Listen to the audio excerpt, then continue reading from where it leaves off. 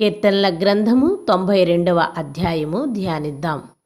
యెహోవాను స్తుతించుట మంచిది, మహోన్నతుడా నీ నామమును కీర్తించుట మంచిది.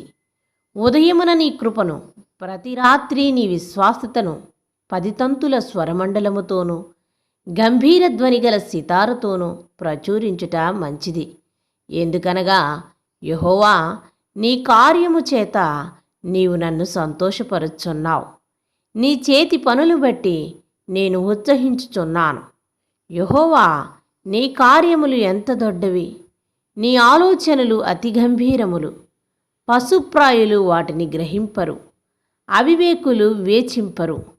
నిత్యనాశనమునందుటికే గదా భక్తిహీనులు గడ్డివలె చిగుర్చుదురు. చెడు పనులు చేయువారందరూ పుష్పించుదురు.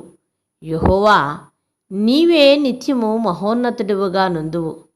నీ శత్రువులు, యెహోవా నీ శత్రువులు నశించెదరు. చెడు పనులు చేయువారందరూ చెదరిపోవుదురు.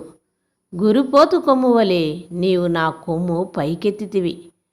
క్రొత్త తైలముతో నేను అంటబడి తిని, నా కొరకు పొంచిన వారి గతి నా కనుల ఆశ తీరా చూచెను. నాకు విరోధముగా లేచిన దుష్టులకు సంభవించినది నా చెవులకు వినబడను.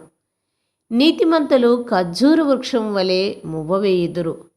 లెబానో మీద దేవదారు వృక్షం వలె వారు ఎదుగుదురు.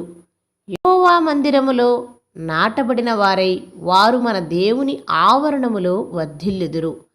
నాకు ఆశ్చర్యదుర్గమైన యెహోవా యథార్థవంతుడనియు ఆయన యందు ఏ చెడుతనము లేదనియు ప్రసిద్ధి చేయుటకై వారు ముసలితనమందు ఇంకా చిగురు పెట్టెదరు, సారము కలిగి పచ్చగా నుందురు. ఆమేన్.